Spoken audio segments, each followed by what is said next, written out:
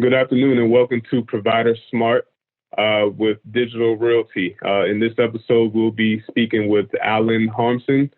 And we have and Allen, you're a Chicago guy, right? Originally born and raised, yes. Lived in Chicago most of my life, spent probably the first half of my career at least in Chicago, and then moved down to sunny Florida, Tampa Bay area in 2005. Okay, so are you a Cubs fan or White Sox or both? That's always a tough question. So my loyalties are definitely on the South side. I grew up in the South and the Southwest suburbs of Chicago, so I am a diehard White Sox fan. It's been sort of tough the last few years. They actually took a step forward this year, so I was proud of wearing the cap when I was out, but I'm still a hardcore Chicago fan. Bears, Bulls, Blackhawks, White Sox. The Bears beat the Tampa Bay Buccaneers last night, so we had a little bit of a mixed emotion going around in the house last night, but it was a lot of fun. Okay, so have they tried to switch you over to any of the Florida teams since you've been down there? Yeah, absolutely. I mean, I like the teams. I really do. I'm a big hockey fan, so I enjoy watching the Lightning. They just won the Stanley Cup in this crazy COVID year, so congratulations to them. Buccaneers fan. I like watching NFL, so I do go to games, and obviously they got Tom Brady this year, so he's a big attraction, at least from a TV ratings perspective. And I mean, it's actually looking quite good for Tampa right now. They might do a run. I mean, the Rays are in the playoffs right now yet, battling the Yankees, and obviously the Buccaneers have Tom Brady, so they're all excited about that here in Tampa. Yeah, that's pretty good. So you being a Chicago guy, I'm sure that you enjoy the weather. So do you get out any outdoor sports or anything like that? Yeah, absolutely. I love biking. I'm a cyclist, so I get to do that year round. Unlike in Chicago, I had to squeeze it all in, with what we called the 2 seasons, winter and then anything else. So yeah, I get a chance to bike a lot. I enjoy a little golf now and then, and just getting out and enjoying, the beaches and everything else that Florida has to offer. So yeah, it's a great outdoor living state. All right, good deal. So I know you've been working in the channel for most of your career and have been leading channel programs for colo and data centers. What do you think has been the biggest change in the industry since you've been working in the channel? Well, what I've seen, like many of the people that work in the channel, I started on the network side, right? So I was with MCI, started there, and then they got purchased by Verizon. And back then, we didn't really call them agents or master agents. We called them resellers. It didn't have quite, the ring that agents and master agents have. But, we all started out there, most of the channel, started out with the circuit slinging, where, agents went out to customers and said, hey, I no longer work for Verizon, or I no longer work for AT&T or Sprint, and now I'm an independent agent. Now I can sell you multiple networks. I can sell you multiple solutions that don't require just the logo that I used to work for. So it started there, it evolved there. And then what else I noticed is that the sophistication of the trusted advisor role has really, really expanded, especially over the last 10 years.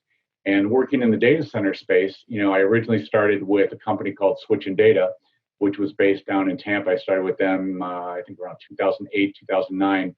And then I started working for a company called Equinix, which had purchased Switch and Data.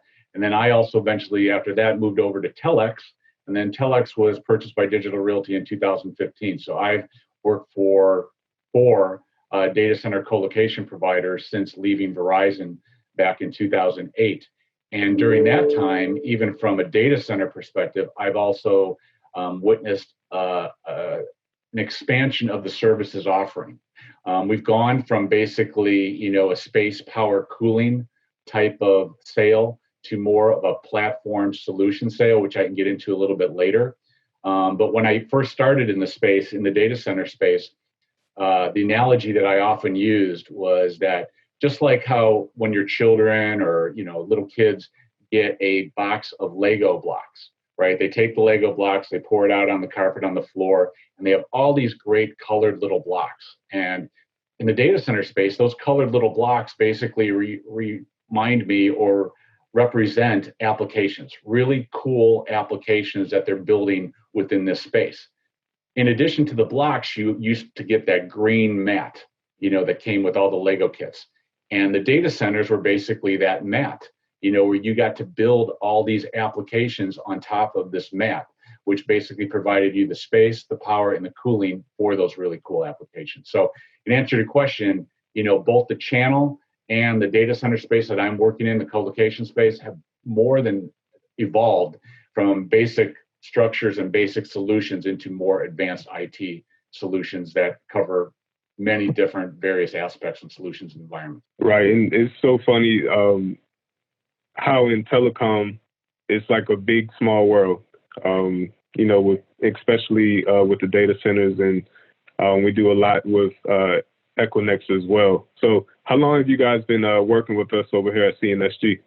Wow, it goes back. I know that I worked with the core principals at AppSmart way back in 2010, 2011. We've been working with CNSG in various roles over probably the last 5 years, since I've been with Telex and Digital Realty. I think Randy Friedberg and I, we touched base last year, 2019, in formulating a strategy specific for CNSG. So yeah, we've known the principals for a good 9-10 years now already. All right, good deal. So how would you say a partner can start the conversation surrounding Digital Realty? Well, it gets back to what I said a little bit earlier, is that before, we are considered a data center provider, a wholesale data center provider. And then with the acquisition of Telex, it became more of a co-location interconnection provider. So 5 years ago, if you would ask me this question, I would say the best way to engage is to ask your customer, meaning the agent's customer, where are the boxes? Where are the boxes of flashing lights, the servers? Where are they? And then you could then utilize some kind of co-location or data center outsourcing solution. That's all changed. Basically, what we've done in the industry is we sort of flip that equation and flip that sales cycle over. So now, as a platform company under Platform Digital, we no longer sell data centers. We sell centers of data that are closer to the customer's environment. So what we're starting to see in the space, and we're starting to see in the enterprise especially, is that these customers really need to get closer to their customers and closer to their markets. So what the agents need to do is start asking their customers, where are you housing the data? What is your solution? What are you looking to from a global infrastructure perspective or a national infrastructure perspective? Because unlike a regional play where you only have data centers in certain markets, with Digital Realty, we have around 300 data centers globally. So with our Platform Digital system and the fact that we have a network hub, a control hub, a data hub, we have Service Exchange that connects everything, the questions that the agents should be asking their customers are, what is your applications? What are you trying to do? What are you trying to solve for? And then bring in Digital Realty, and we can help you answer those questions and then provide a platform solution for the customer. All right. And how would you say the CNSG Smart campaign tying to Digital Realty and your channel initiatives? It ties in exactly with what we're trying to do. We're working very closely with all our channel partners in doing campaigns, educating them on Platform Digital, educating them on what we can offer. A term that you'll hear often coming out is data gravity. And what does that mean? That's the weight of the data. What we found out is that, the heavier data, the more data that you have, there's an actual weight and an issue in terms of moving it. That density of that data limits the movement. So what we're trying to do in working with CNSG is on these campaigns is spread that information, spread that knowledge base so that the agents and the customers start thinking about that, thinking about the challenge of data gravity. Where is their data? How close is it to the market? And do I have a comprehensive plan overall, globally, regionally, nationally, locally for the management of that data? Right. So as for us over here at CNSG, it's no secret we represent a lot of different suppliers, some that do the same thing that you do. So how would you say, or what would you say differentiates you guys from other providers who are in your space? Well, the first thing is we are truly a global company. We own and operate our data centers or our centers of data. We own all our properties. 94% of them are owned, and I think 96 out of that 94% are unencumbered by any debt. So we're a profitable company. We're going to be here. We've been here since 2000, so we're going to be here a lot longer. So, we're a good partner. We're a good supplier to partner with because we have a long-term strategy. What also differentiates us is that, through the platform digital concept and initiative, you basically can go from a local to a regional to a global environment. And we're one of only 2 providers who can do that both globally and locally, whereas most of the suppliers in our space are more regionally focused. We have it from a local, regional, and global perspective. Another thing that makes us and separates us from our competition is just the fact that we have a sales harmony model, within our channel program. So what that means is that any opportunity that is sourced through a partner automatically gets routed to a direct sales rep and our engineering team to help formulate a solution. Because it's sales harmony, there is no deduction in commission. Both our direct sales rep and the partner get paid full commissions, so there's no splits or anything like that. My channel team is basically paid and compensated on the growth of the program. So we're not deal specific, so you don't have to worry, and partners don't have to worry about partnering with Digital Realty and having those opportunities taken away by our direct sales team. We partner from the original environment all the way up to the expansion and renewals. And what we found that's really great about our space is that most customers, once they land with us, maybe they do 2-3 racks, whatever, once they land, they tend to expand, grow, and expand beyond the original environment. So it's a great, great program. Yeah, and just to kind of piggyback off of what you said, I actually had a call earlier this week with Jeff Bulford and Steve Eanes.